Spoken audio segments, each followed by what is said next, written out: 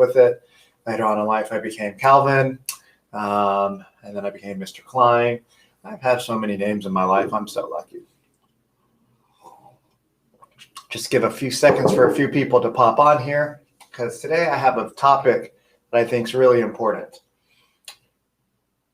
The one thing that I've noticed in life is that salespeople tend to not want to build relationships, right? Most salespeople get in and they're on the one and done shot, right? They think if I can make this big sale today, I'm going to get a big fat commission check. And if I get this big fat commission check, I can go buy that new widget. You know, one of the things I'm doing is I'm leaving books out so that people think I'm smart. It's a trick. Don't buy it. It's a trick. But do you build relationships with your clients? So I want to talk about the one-time sale versus the relationship sale.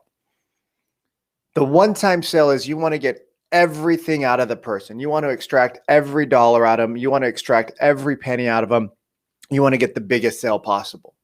The long-term play is you build a relationship that feeds you a little bit every single month or quarter or year. So you don't get as much up front, but you get a lot more in the back end. Now, wait a minute, Vikram. Should we be selling to people all the time? Isn't that weird? Isn't it obnoxious to always be selling? Yeah, maybe, but you probably sell a lot less than you think. And two, if people want your products, you're doing them a favor, right? If people want your products, you're doing them a favor. So how do you build relationships versus the one-time close? How do you build a long-term relationship? Well, we just got out of 2020. That was a tough year. Have you called anybody in your downline? Have you called anybody in your sphere? Have you called any of your clients and just said, hey, Vikram, dude, 2020 was nuts. Yeah, man, don't get me started. Oh my God. How's your head right now? Like, is there anything I can do to help you? Like, is there anything that I can do to make you feel better? Right? Have you been able to talk about this like just in a neutral setting with somebody? Because a lot of conversations are, what's up, Baka? A lot of conversations are very, very heated. And so have you reached out to your past clients? Have you reached out to people who've already given you money and just checked in with them? See how everything's going, right? A lot of people, like, you know, in my real estate game and my sales game, a lot of times I would make the upfront sale, but then I didn't do the work on the back to cultivate the relationship with everybody.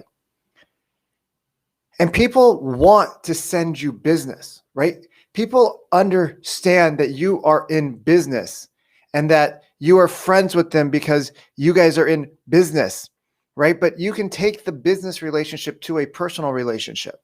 And when you make it a personal relationship, they get it. Like, you're calling to check in on them. You're also calling to say hello. You don't have to sell your products. Like right now, one of the things that I'm doing is I'm building relationships with people about my coaching programs that I'm creating. I'm building coaching programs. And so I'm calling people to do research. I'm not calling to sell them anything. I'm calling to do research on them. Well, nobody's asked them some of the questions that I've asked them. So at the end of the conversation, it's like 40, 50% of the people are like, hey, we're interested in getting more information on what you do. Can you send us a little bit more information? I'm like, we can book a private call for that, right? So you got to be in integrity with people. If you're going to say something, then do that. Don't say, hey, I'm not going to sell you anything. And then you show up and you're trying to sell them everything. Be honest with people. Tell people what's up, right? People aren't dumb anymore. Like they're not hidden from the truth anymore, right? We all have access to the internet. We can all Google and search things. So be honest and upfront with people. Check in with your people. Like I can't tell you how much I didn't do it. And so if I didn't do it, I know most people never do it. Because when I talk to clients and I'm like, hey, when was the last time you talked to your first client? They're like, oh, whoa, well, I was like 10 years ago. I'm like, I know. When was the last time you talked to them? They're like, well, like 10 years ago. Like, I know. Imagine this. To get a new client takes how much energy, how much money, how much time? A lot, right? You got to go out marketing, you got to go out and do prospecting, you got to go out and do cold calls, you got to go out and do meetings, you got to go out and do appointments. Then you got to teach them about what you do. Then you got to tell them about who you are as a person. Then they got to like you as a person, and blah blah blah blah blah, right? All these steps. Well, imagine if the people you did these 10 or 15 or 20 steps with, imagine if those people you just stayed in contact with, right? Imagine if you just stayed in contact with those people over time. What do you think those people are going to do? They're using your services. They're using your products. They like you. They know about you. They trust you because they've already given you money once. And here's the crazy psychology about things. When somebody spends money with you, right? I'm gonna repeat this. When somebody spends money with you, to make their purchase justified, they want other people to spend money with you. Because if their friends validate it, then they feel better that they made the right choice. A lot of people don't buy, not because they don't think that you have a great product or service, it's because they don't know if the results are going to be what you promised. But when their other friends and their other family members and other people they know buy your products and services, that just validated their purchase. Isn't that crazy? So people actually want their friends to spend money with you and your company. But you got to remind them.